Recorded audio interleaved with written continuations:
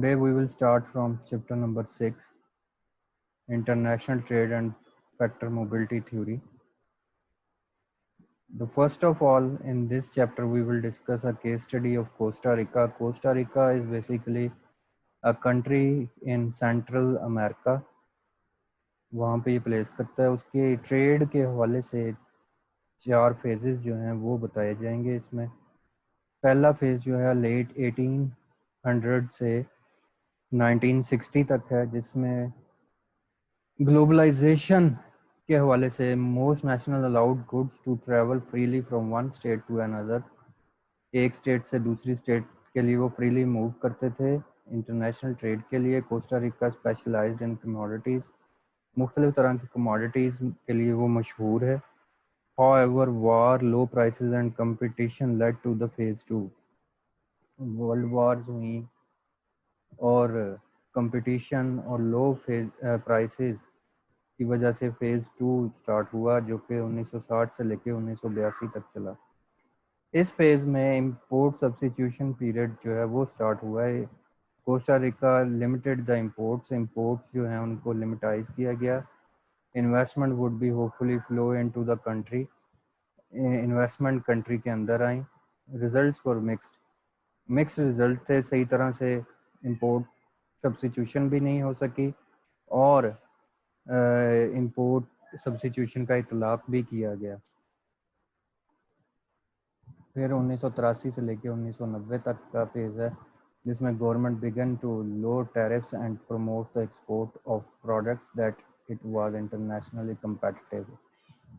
Government ने tariffs, export tariffs जो हैं वो लो कर दिए ताकि उनका लोकल प्रोड्यूसर जो है वो ज़्यादा बेनिफिट हासिल कर सके, लोकल प्रोड्यूसर को सपोर्ट हो सके और उसकी मद में एक्सपोर्ट जो हैं वो बढ़ने के लिए बढ़ना शुरू हो गई और इंटरनेशनल कंपटीशन का हिस्सा बने हुए. 1990 से लेके आज तक the government continues to resource tariff and targeted international industry that promised high growth.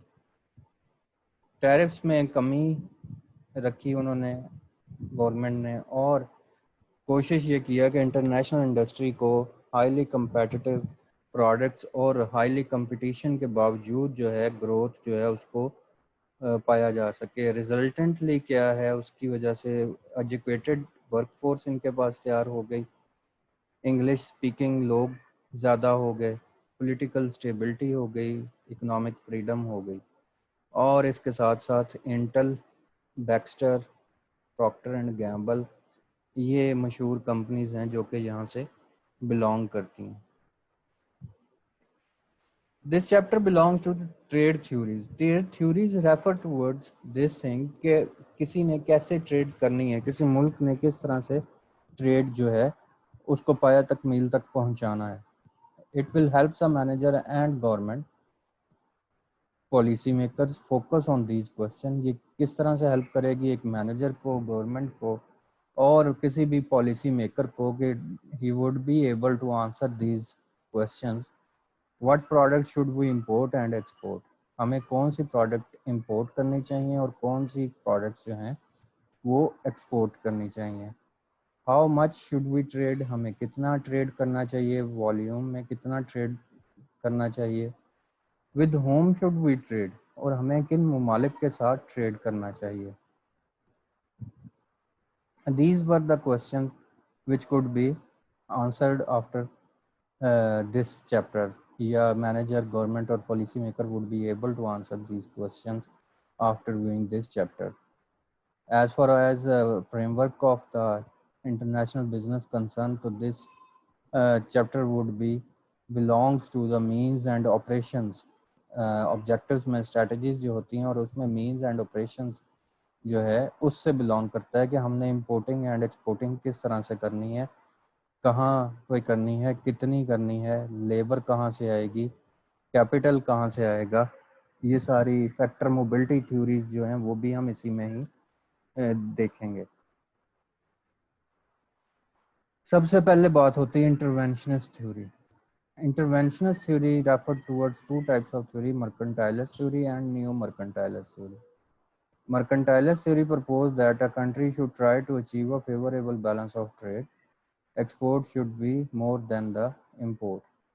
Mercantile school of thought ये कहता है कि किसी भी मुल्क को ट्रेड इतनी करनी चाहिए कि उसकी एक्सपोर्ट जो हैं वो इंपोर्ट से ज़्यादा हों किसी भी हाल में, जबकि नियो मर्केंटाइलिस्ट थ्योरी जो है that seeks a favorable balance of trade, but it purpose is the best, but its purpose is to achieve some social or political objectives.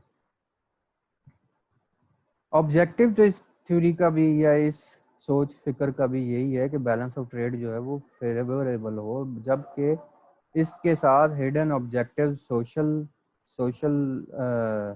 Welfare के भी हो सकते हैं और पॉलिटिकल ऑब्जेक्टिव्स भी इसके साथ अटैच होते हैं। इसके साथ साथ इसमें फिर फ्री ट्रेड थ्योरीज आ जाती हैं। फ्री ट्रेड थ्योरीज में दो तरह की थ्योरीज हैं, एक एब्सोल्यूट एडवांटेज की है और दूसरी कंपैरेटिव एडवांटेज की है।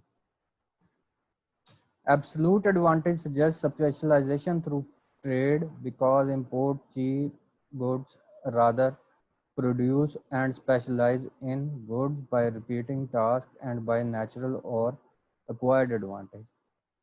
Absolute advantage ये कहता है कि आप स्पेशलाइजेशन थ्रू फ्री ट्रेड जो है वो हासिल करें, इंपोर्ट को चीप करें, rather importing the cheap goods, produce and specialize in other goods by repeating the task and by natural or आप जो प्रोडक्शन अपने मुल्क में कर रहे हैं उसमें स्पेशलाइजेशन हासिल कर लें और उसके साथ साथ नेचुरल या एक्वायर्ड एडवांटेज जो पहले से मौजूद हैं आपके पास उनके थ्रू आप ट्रेड करें। उसमें नेचुरल एडवांटेज क्या है कि कंट्री में have natural advantage in form of climate, natural resource, availability of natural resources etcetera. ये मुख्तलिफ चीज़ें हो सकती हैं जो कि कंट्री अपने साथ रखता है। जिस तरह पाकिस्तान में क्लाइमेट है, ये हमारा नेचुरल एडवांटेज है कि हमारे पास 4 किस्म के मुख्तलिफ क्लाइमेट मौजूद हैं, जिसमें खजूर से लेके सेब तक और ठंडे इलाके भी मौजूद हैं, मनफी दर्जा हरारत के इलाके भी मौजूद हैं और गर्म से गर्म इलाके से भी जैसे है गर्म से गर्म इलाके भी मौजूद हैं। तो हमारे पास इस हवाले से मुख्तलिफ तरह के नेचुरल रिसोर्सेज पाए जाते हैं। इसके साथ acquired advantage also proposes specialisation through acquisition of acquired advantage mostly founded in manufacturing. ये एक्वायर किया जाता है एडवांटेज, आपके पास मौजूद नहीं होता लेकिन आप उसको एक्वायर कर लेते हैं किसी और से bye repeating the task, specialisation हासिल कर लेते हैं। जिस तरह गुजरांवाला गुजरात की इंडस्ट्री हमारी जो है वो एक्वायर्ड एडवांटेज गेन कर चुकी है कि मोटर्स के हवाले से, पंखों के हवाले से, प्रोडक्शन के हवाले से बहुत सी चीज़, या हमारे पास सियालकोट इंडस्ट्री है फुटबॉल के हवाले से, वो सारी स्पेशलाइजेशन हम एक्वायर की हुई है।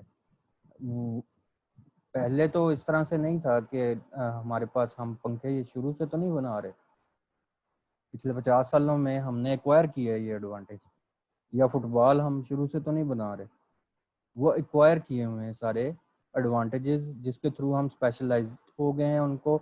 और स्पेशलाइज्ड होने का फ़ायदा ये होता है कि मिनिमम कॉस्ट से हम प्रोडक्शन करते हैं और वो प्रोडक्शन जो है वो कंपेटिटिव प्रोडक्शन होती है कि दुनिया में वो कम्पीट करती है, बल्कि कंपेटिटिव से मुराद ये भी है कि कंपेटिटिव एडवांटेज उसमें होता है स्पेशलाइजेशन की वजह से, जिसकी वजह से कोई और प्रोडक्ट जो है उसको कम्पीट नहीं कर सकती। तो ये दो तरह के मुख्तलिफ एडवांटेज हैं जो कि गेन किए जाते हैं और इनको हम एब्सोल्यूट एडवांटेज का नाम देते हैं। दूसरी तरफ आपके पास डेविड रिकार्डो 1817 में उसने कंपैरेटिव एडवांटेज की थ्योरी प्रेजेंट की जो प्रपोज करती थी स्पेशलाइजेशन थ्रू फ्री ट्रेड।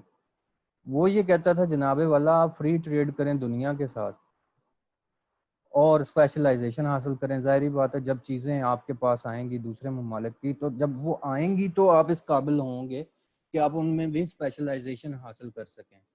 اس کا بلیف تھا کہ total global out put can increase even if one country has an absolute advantage in production of all product.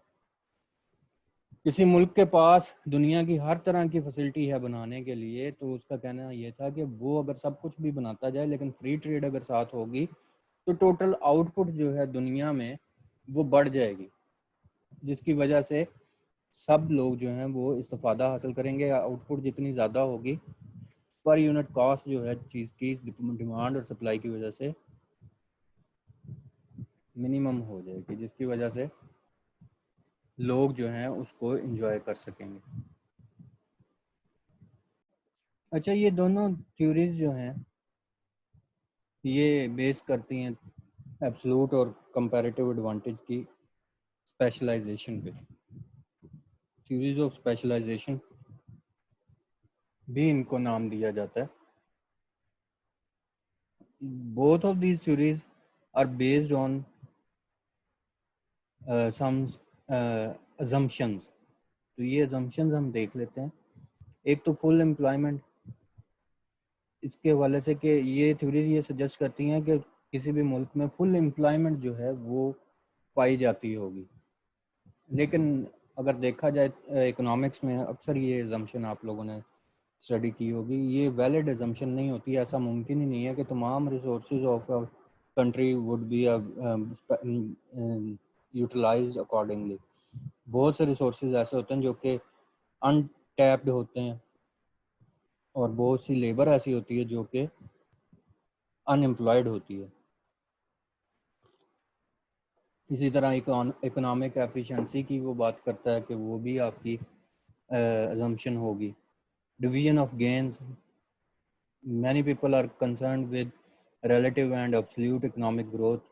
تو یہ بھی بیسیکلی گینز جو مفاد ہیں وہ برابر طریقے کے ساتھ ایبسلوٹ گینز جو ہیں وہ ڈیوائڈ ہو رہے ہوں گے, ایسا ممکن نہیں ہے. اسٹیٹک اینڈ ڈائنامک ہے, ٹرانسپورٹ کاسٹ ہے, سروس موبلٹی ہے, یہ ساری ان کی assumptions ہیں. نیکسٹ آتی ہیں ٹریڈ پیٹرن تھیوریز. اب یہ ٹریڈ پیٹرن تھیوریز جو ہیں یہ دراصل ہمیں آنسر کریں گی وہی جو کوشچن ہم نے شروع میں کیے تھے کہ کسی مینیجر کو یا گورنمنٹ کو ہیلپ کریں گے. تو اس میں سب سے پہلے جو ہے وہ question how much a country should trade. یہ تھیوری جو ہے تھیوری آف کنٹری سائز ہمیں اس چیز کا آنسر دے گی کہ کسی بھی ملک کو کتنا ٹریڈ کرنا چاہیے. Countries with large land areas are apt to have varied climate and natural resources. جس طرح پاکستان کی میں نے اگزامپل دی, یہ اتنا لارج ایریا تو نہیں ہے جس طرح انڈیا یا چائنا یا رشیا کا ذکر کیا جائے, لیکن پھر بھی لارج ایریا میں آ جاتی ہے. انڈیا کی بات کر لیں یا چائنا کی بات کر لیں تو وہاں پر ہم سے بھی زیادہ جو ہے ویریڈ کلائمیٹس پائے جاتے ہیں.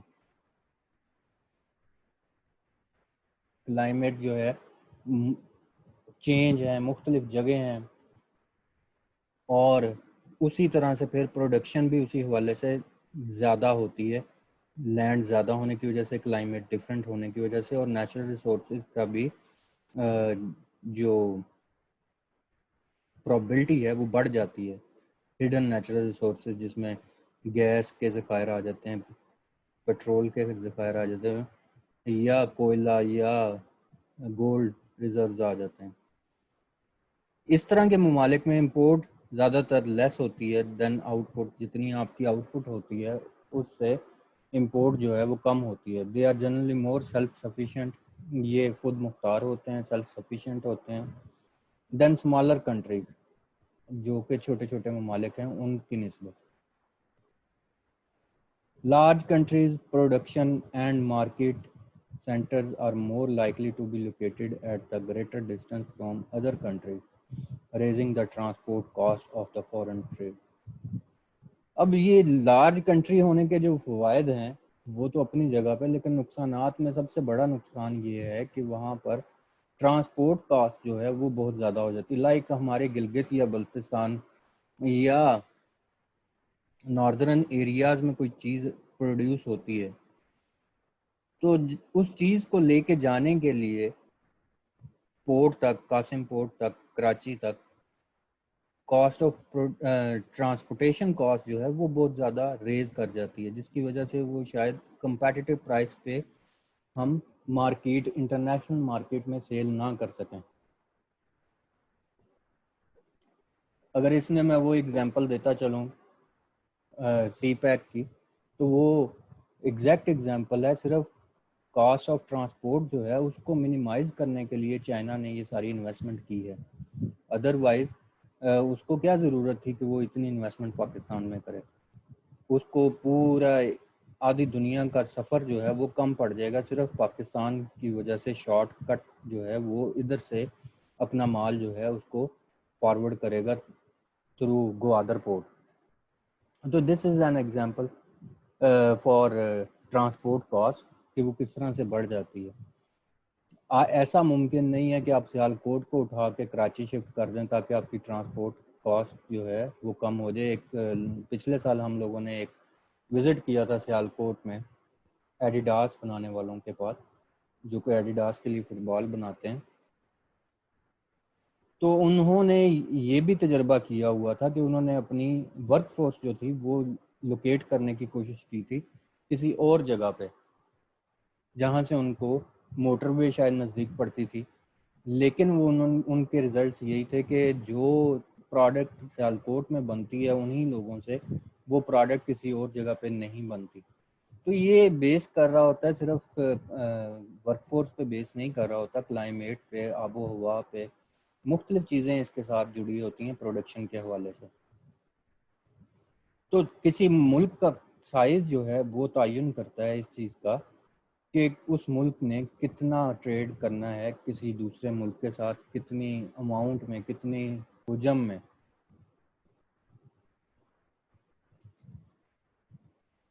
اس کے بعد ہے factor proportion theory. Factor proportion theory will answer us what type of product a country should trade.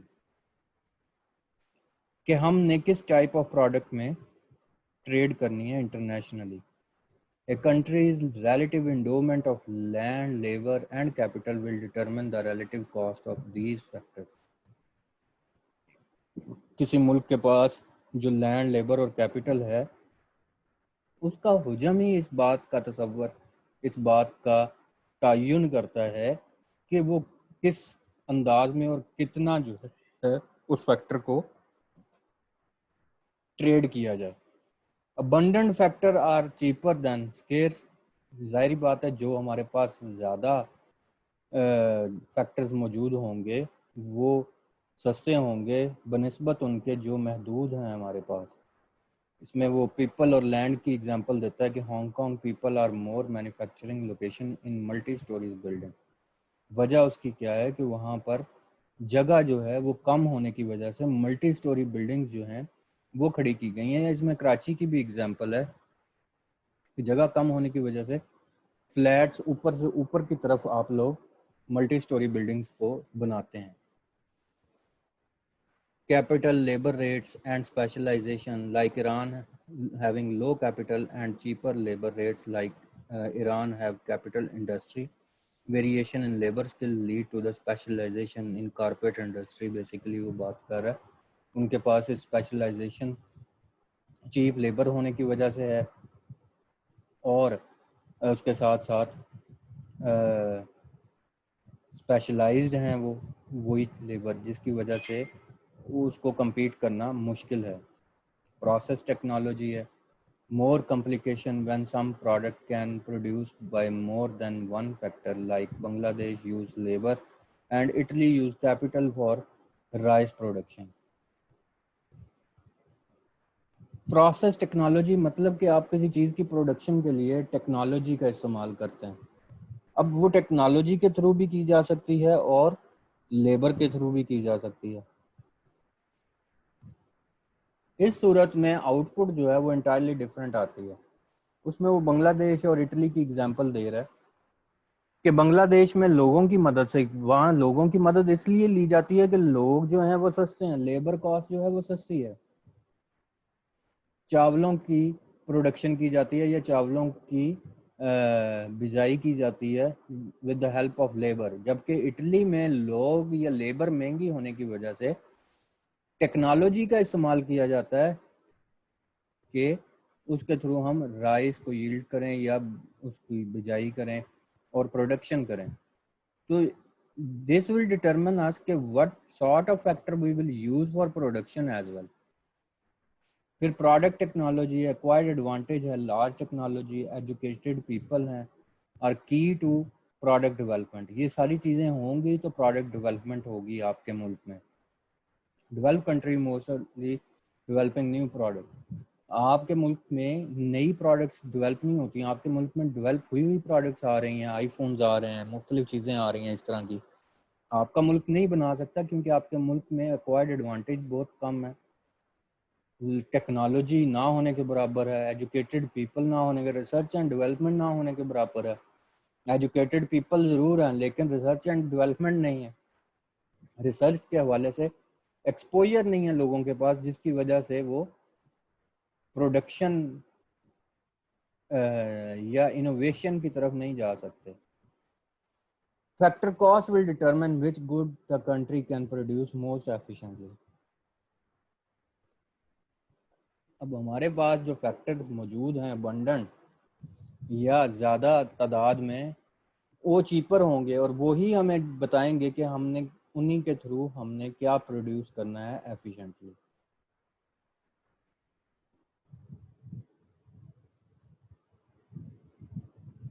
یہ گراف ہے مینوفیکچرنگ کے حوالے سے، world wide trade of major manufactured goods. پھر تھرڈ کوشچن آ جاتا ہے کہ with home country should trade, ہم نے کس ملک کے ساتھ ٹریڈ کرنا ہے. اس ٹریڈ تھیوری کو کنٹری سملیرٹی تھیوری کا نام دیا جاتا ہے. Most trade today occurs among high income countries because they share similar market segments. زیادہ تر ٹریڈ کیا ہے ہائی انکم کنٹریز کے درمیان ہوتی ہے. وجہ کیا ہے کہ وہ سیملر مارکیٹ جو ہے وہ شیئر کر رہے ہوتے ہیں، ایک جیسی مارکیٹ شیئر کر رہے ہوتے ہیں. Production and consume so much more than emerging economy. وہاں پر پروڈکشن بھی زیادہ ہو رہی ہوتی ہے اور کنزمپشن بھی زیادہ ہو رہی ہوتی ہے ایز کمپیئر ٹو جو ابھرتی ہوئی اکانومیز ہیں جو کہ ابھی تھوڑی نیچے ہیں اکانومیز، ان سے بنسبت یہاں پر زیادہ ہوتی ہے. Much of the pattern of two-way trading partners may be explained by cultural similarity. پھر cultural similarity کی وجہ سے بھی trade pattern country similarity theory occur کرتی ہے. لائک کلچرل سملیرٹی ہماری زیادہ انڈیا کے ساتھ ہے، تو وہاں کی پروڈکٹس جو ہیں یہاں ایزیلی اور یہاں کی وہاں پر ایزیلی استعمال ہو سکتی ہیں. یا پھر پولیٹیکل اینڈ اکنامک ایگریمنٹس ہیں and by distance between them, یا پھر ان کے درمیان رستہ ہے. رستہ جتنا کم ہوگا اتنی زیادہ سملیرٹیز اور اتنی زیادہ آسانیاں بڑھتی جائیں گی کسی بھی ملک کے ساتھ ٹریڈ کرنے کے حوالے سے.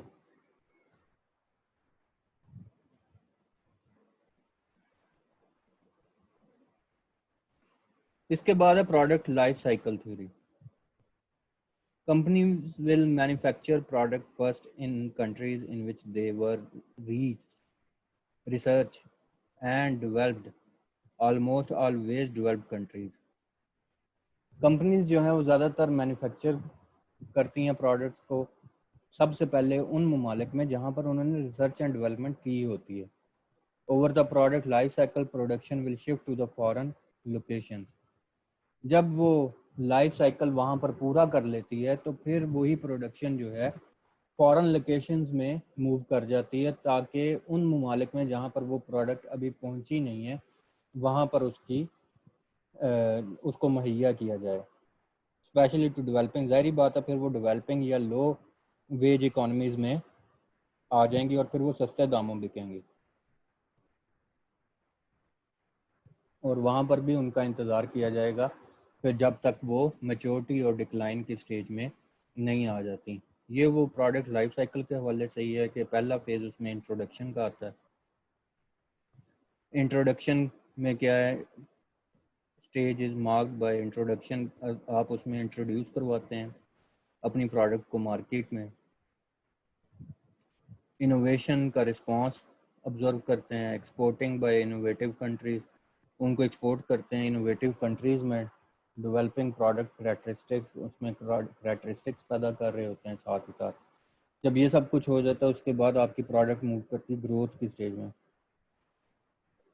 گروتھ میں وہ ایکسپورٹ بھی زیادہ ہو رہی ہوتی ہے، مور کمپٹیشن کا سامنا کر رہی ہوتی ہے، کیپٹل کو انکریز کر رہی ہوتی ہے. میچورٹی آتی ہے، پھر میچورٹی میں وہ ڈکلائن کی طرف موو کرنا شروع کر دیتی ہے. وہ اپنی تقریباً لائف گزار چکی ہوتی ہے اور لوگ اس کو اب پسند نہیں کر رہے ہوتے، سیچوریشن پوائنٹ پہ پہنچ جاتے ہیں. اور اس کے بعد وہ ڈکلائن ہو کے مارکیٹ سے آبسلیٹ ہو جاتی ہے یا نکل جاتی ہے.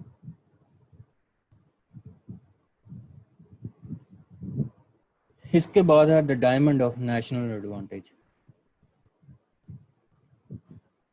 Diamond of national advantage is having four conditions. Conditions are important for competitive superiority. اس میں کنڈیشن ڈیمانڈ کنڈیشن ہے، فیکٹر کنڈیشن ہے، ریلیٹڈ اینڈ سپورٹنگ انڈسٹری ہے، پھر آپ کی فرم اسٹریٹجی اسٹرکچر اینڈ ریولری ہے.